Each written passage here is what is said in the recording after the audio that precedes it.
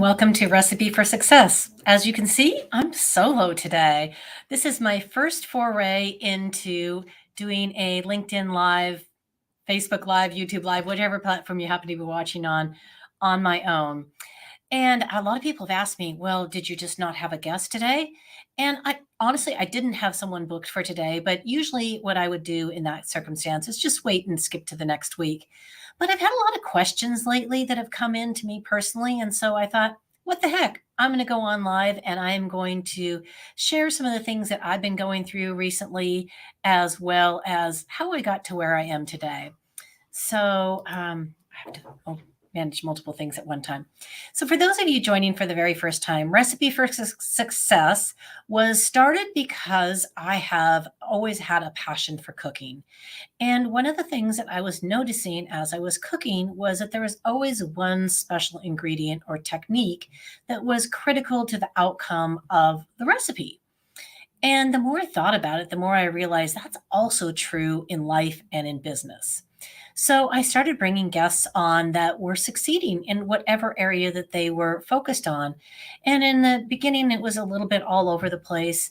And about midway through last year, I really started focusing on women doing great things in their life, in their business, whatever it was. Of course, being in the employee benefits industry, a lot of those people are peripheral to what I do. And it's been really fun getting to know their stories and a little bit more about what they do. So, drum roll, please. Without further ado, I would like to tell you a little bit about my story. A lot of you probably already know it, but maybe some of you don't. So, when I was younger, much younger, I actually started in the automotive industry. I was a sales rep for an automotive parts company, and I was one of six female representatives in a sales force of about 250 men in a hugely male dominated industry, as you can imagine. Um, and I took the job and I loved it, and I was doing quite well at it. And then a strange thing happened. I met this guy and he got my attention. Turns out 36 years later, I'm still married to him. But the result was that I had to move. So when I moved, my job was not available in the area that I was moving to. So I kind of had to start all over again.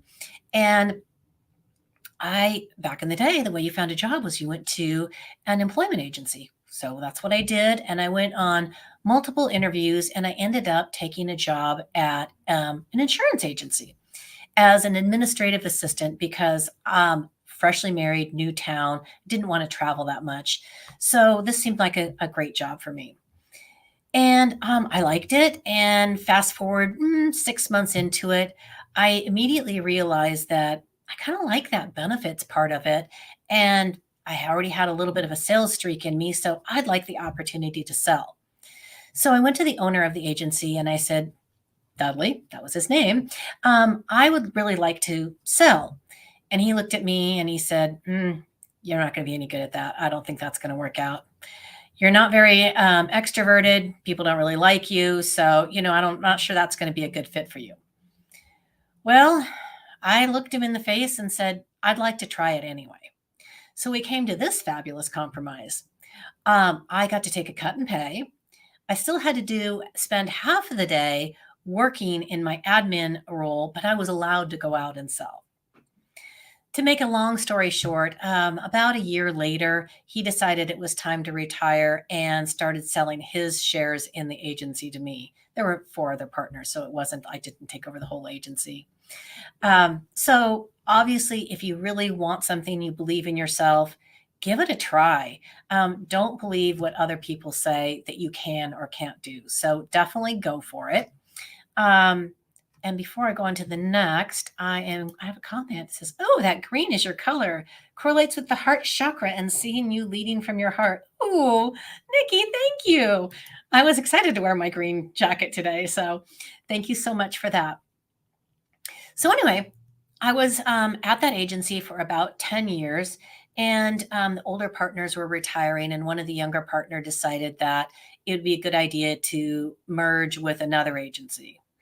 Well, it felt like we just turned the clock back because it was another good old boys club.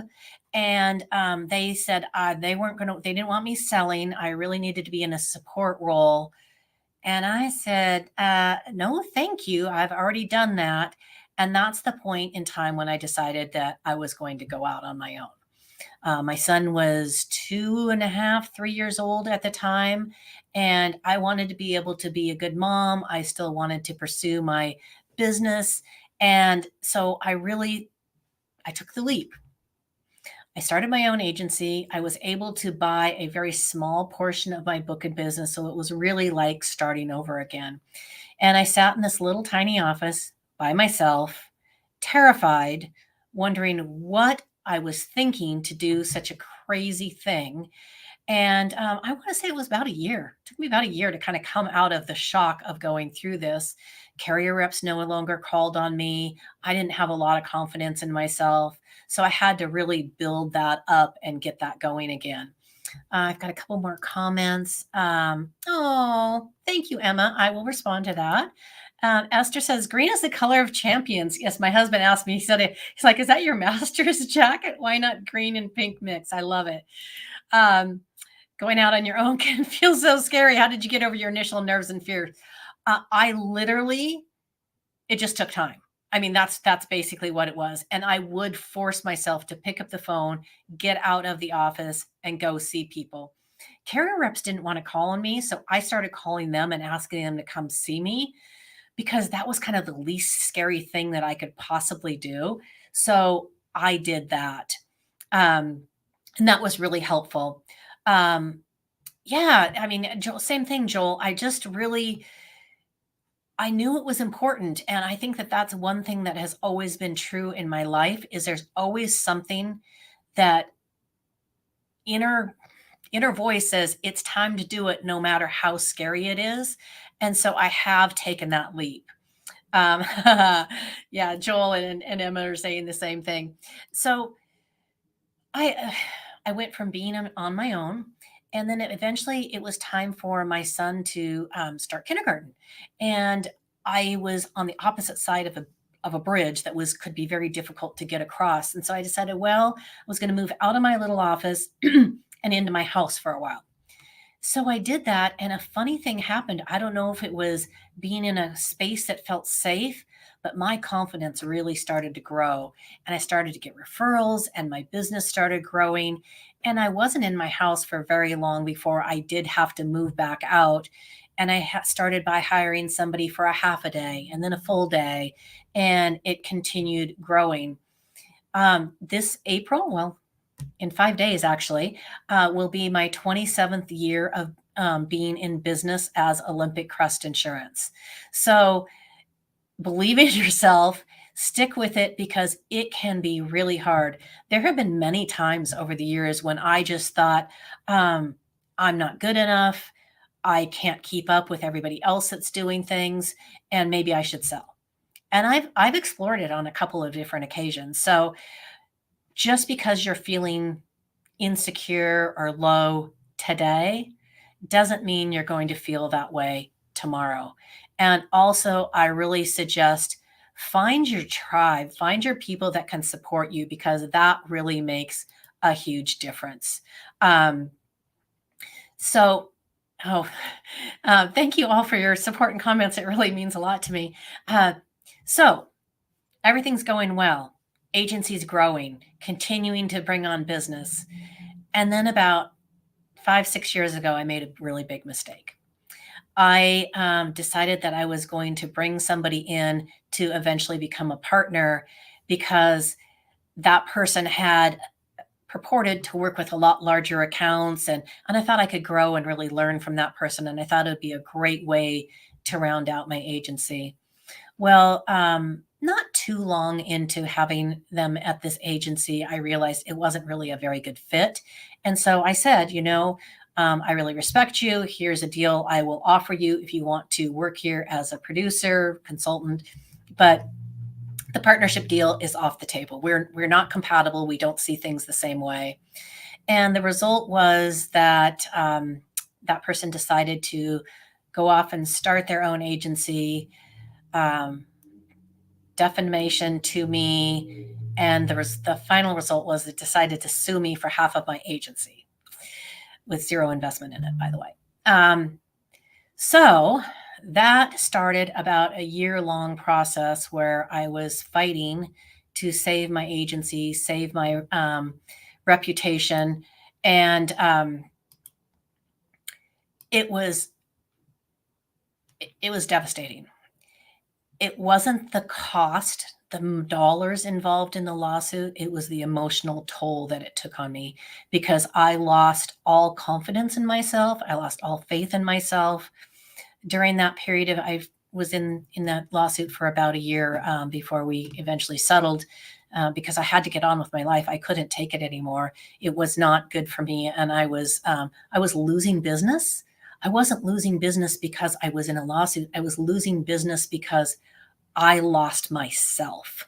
And I really had to get past that point in time, and I had to find a way to move forward. So I finally get clear of that. And it might have taken me a full another year to recover from that.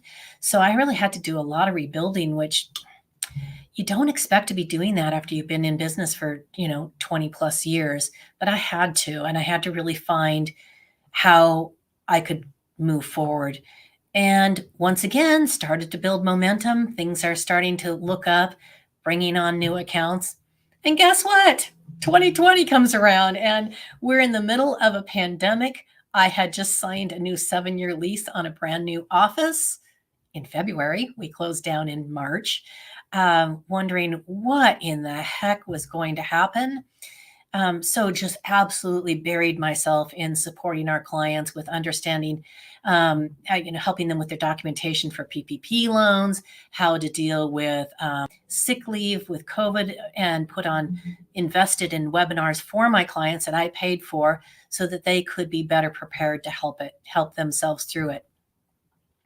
And because of working out of my home and remotely, it really became a situation where I had a little bit more free time on my hands, and I didn't want to get into a negative space. So what I started doing was I started investing in myself, bigger than I ever have before. I decided now was the time that I really could benefit from being in coaching classes. And so I signed up for several programs, some of them better than others, but it definitely took away something out of every single one of them. I would like to give a shout out to Ryan Miller, Andy Neary, and also Alex Sheridan. His coaching was on content creation and LinkedIn marketing, so a little bit different. But all three of those people I learned a tremendous amount from and really helped me find my voice again, find my confidence, and settle into what do I want to do with this, golden years of my career, if you will. So I am going to pull up a couple comments here before I go any further. Melissa says, "Oh, thank you, Melissa. I appreciate that."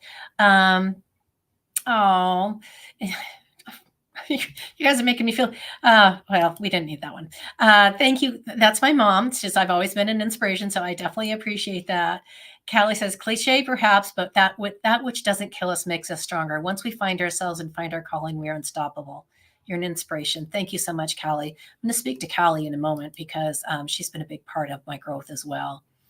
Building momentum repeatedly is a sign of recognizing needs, desires, and how to show up for them consistently with a different approach and mindset. Good for you. Wow, that is so, thank you. Thank you. Resilience.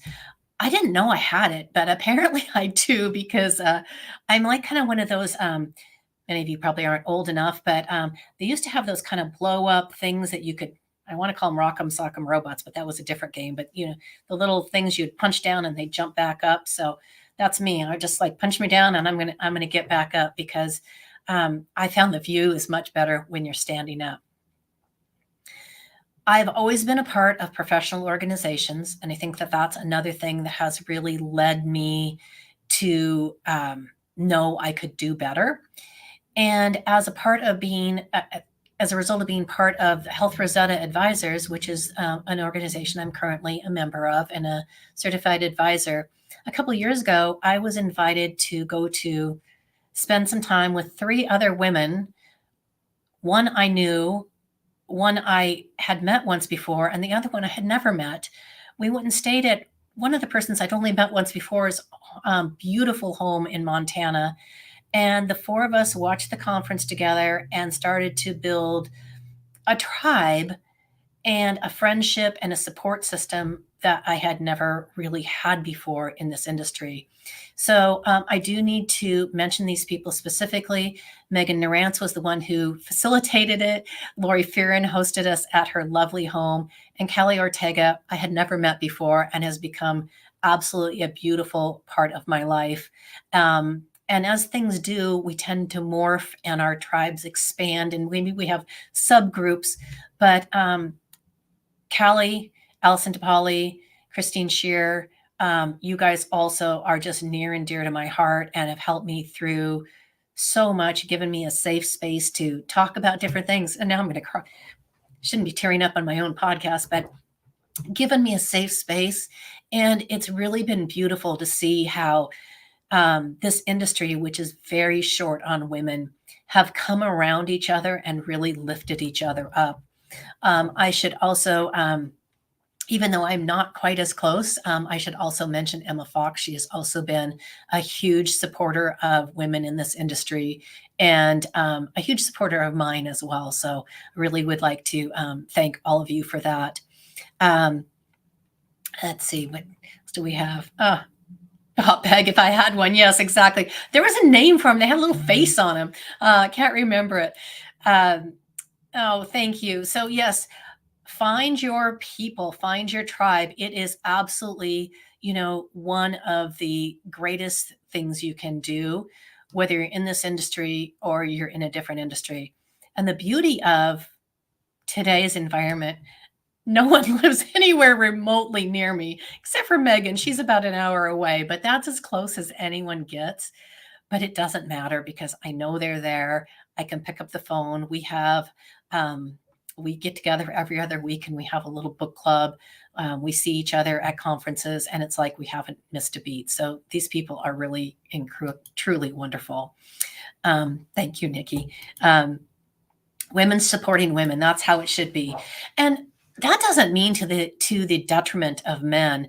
It just means we face different challenges and different different opportunities as well. I'd asked for questions ahead, and one of them that came up a couple of different times is, what were some of the biggest challenges being a female in a male-dominated industry, as well as what were some of the greatest opportunities? So, speaking to the challenges first, I think is just quite frankly the fact that quite often you're doubted. You're seen as less than.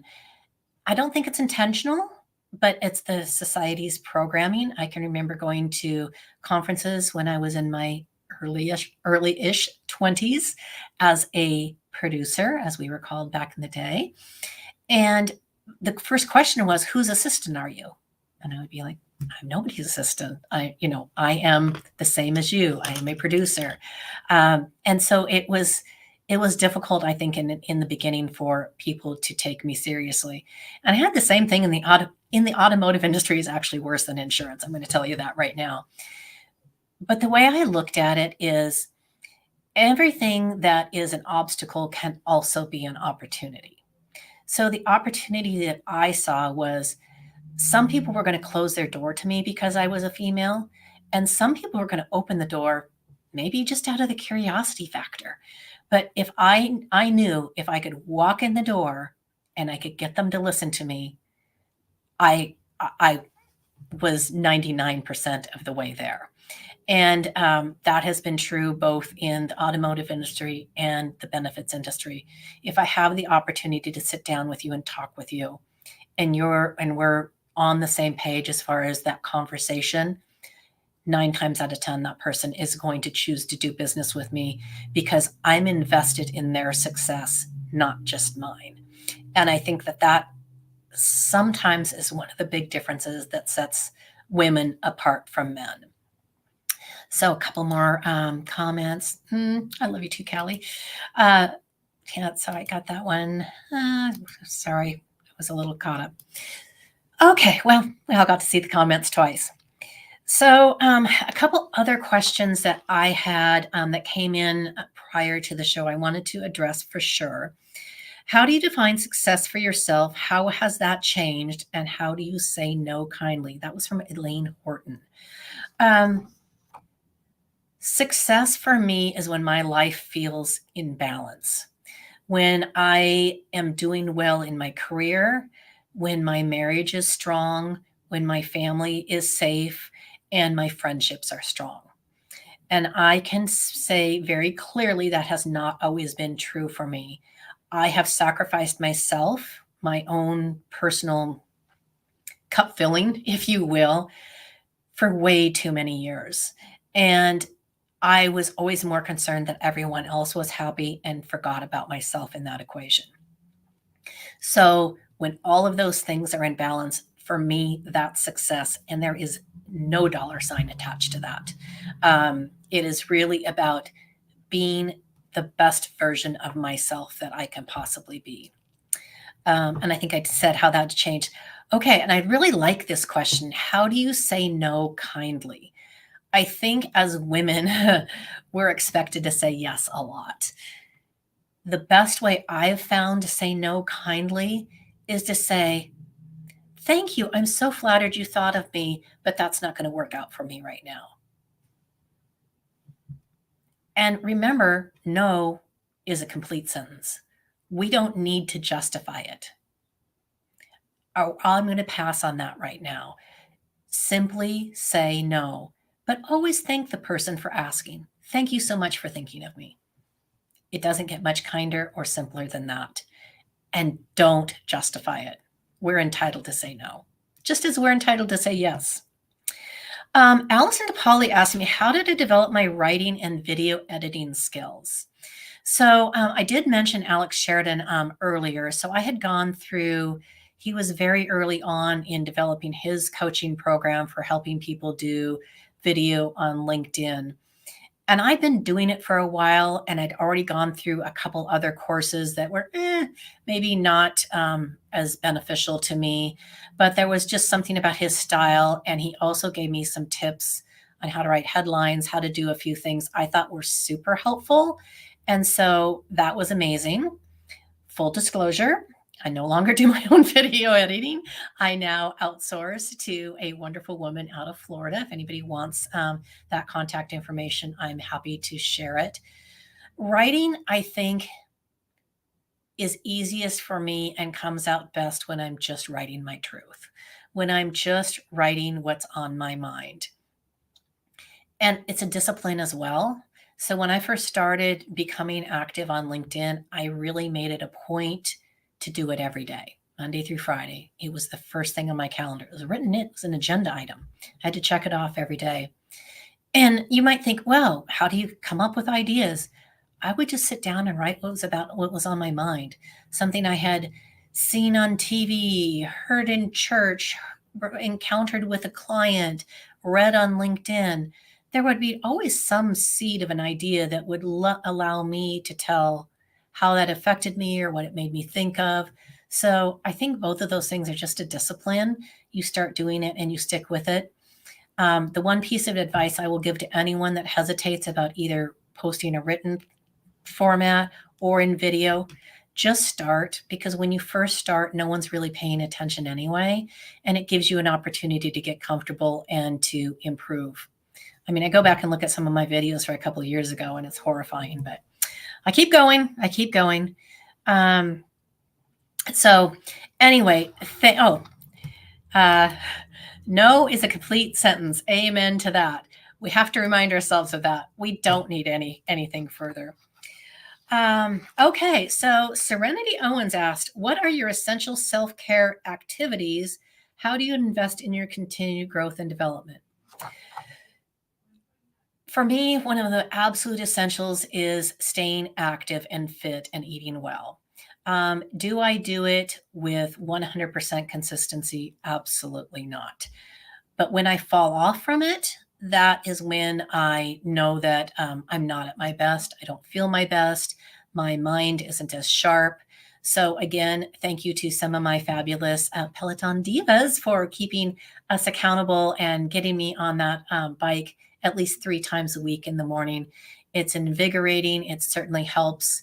I can't run the way that I used to just because age does take a toll on the body, but staying active and knowing that you're doing the best for yourself. I also, for me, I absolutely have to get good sleep and I have to spend time with friends. So those are my big 3 things that I have to do. And how do you invest in your continued growth and development? I've been in this business for a long time. I was going to give you the number, but I can't remember anymore. It's been that long, 37 years. It is an ongoing quest for knowledge. There has never been a week that has gone by since the day I started in this business when I haven't learned something new. If you're not learning something new, you should probably get into a different business. That's the bottom line. There is so much to know. We'll never know it all. There's so much to be gained. It's exciting. It's challenging. You have to be part of different organizations. I highly recommend being a member of at least one organization. And if you're in the benefits industry, National Association of Health Underwriters is your baseline. You have to be part of that. And then from there, find what fits. Look around, try different things out, but you are always better when you're part of a bigger group. And that doesn't necessarily mean a bigger agency, but a bigger think tank of people. So yes, I am always every day investing in my growth and knowledge retention. So that's huge. Okay, Callie, my dear friend, her early question was, what has been your favorite or most fulfilling way to pay it forward personally, professionally, or both? I love to help people. I really do. I love mentorship opportunities. I've done it for different people that have reached out to me and said, hey, can we have a conversation? Some people I've done it on an ongoing basis. I don't do it professionally. I don't charge for it yet. Maybe that's something I'll do at some point in my career. But if other people succeed, that makes me happy. That fills my cup up. So I'm always looking for ways to lift others up because, as they say, we all rise. There is no need to hold anyone down. We can all rise together. So I really and truly believe in that. That's one of the things that I just feel so strongly about. Okay, those are the questions I've had so far. So a couple things I'm going to leave with because I've managed to talk for almost a half an hour already. One of the things you guys have probably heard me allude to is age. And I want to bring it up because as a female on camera in this industry, I'll be 60 in a couple weeks. Well, not even a couple weeks, 10 days. I'll be 60.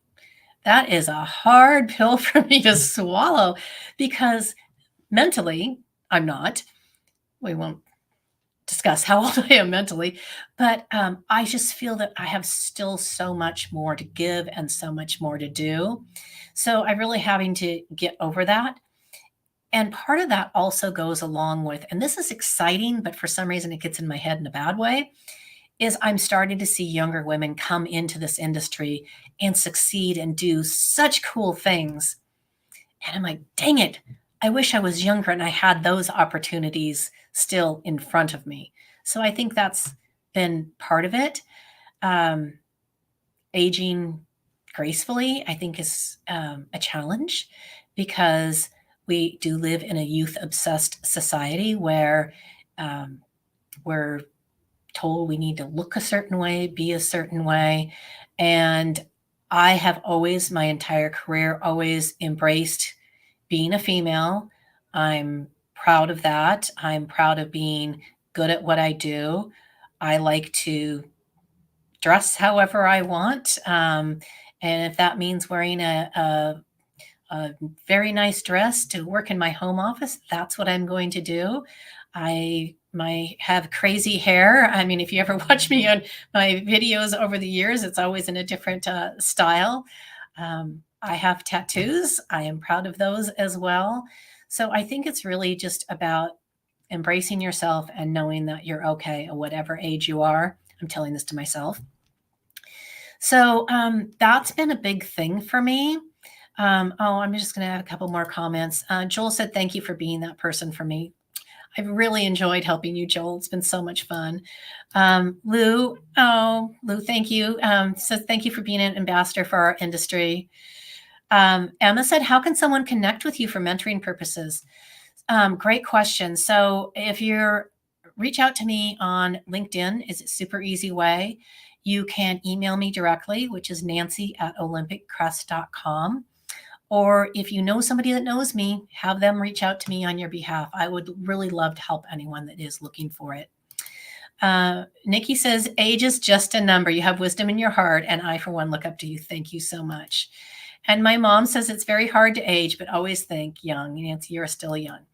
And you got to believe your mom, right? Who looks great for her age, by the way, as well. And then the last thing I really want to touch on today is imposter syndrome. I've been dealing with a little bit of it lately. I think that as we go through our careers, we can be great until we're not in our own heads. And sometimes I don't even know where it comes from, but I have always been an independent agency. I have resisted the urge to sell my agency or to join a larger organization because I had a very specific way that I wanted to run my business. I wanted to support small businesses. I wanted to have an agency that supported work-life balance. I had certain things that were important to me, and I knew I would have to give those up. But I have heard it for so many years. You can't do what we can because we're bigger. I've heard it from prospects. Well, that other, ABC agency, they've got 50 employees and you only have 5. How can you help us? Well, the truth of the matter is there's going to be 2 people working in your account, whether it's my agency or their agency. And I have the same resources. They just may not be internal. But even though I know this, I still get in my head sometimes, and I still get in that comparison mode. And I did a post on this the other day, and it's a well-known saying that comparison is the thief of joy. And I cannot emphasize that enough. The minute we start comparing ourselves to others, we start losing. Don't do it. It's not worth it. We all sometimes look at ourselves and say, do I really deserve that? And I, for one, oftentimes have told myself, no, you don't deserve that. You're not good enough. But I am, and I do. And I know that every one of you that happens to be joining me today, you're good enough and you deserve it too. So, okay, let me wrap up with these last comments. Okay, we already got that one. Wisdom for the pain. Yep, that is for sure. So thank you all for that. I think what I am going to do is I'm going to do one of these quarterly, and I barely touched on a lot of the topics that I had listed on talking about today, but we'll save that for another episode. What I'd really like to thank you all about so much for joining me and supporting me. I was very nervous to do this on my own, and I actually asked a few people if they would support me. That's a new one for me. I don't usually ask for support. So it means the world to me that you join me. And I just, again, thank you all so much. And next week, we'll be back with a regular guest and probably no tears. So thanks again, everyone. Have a great day.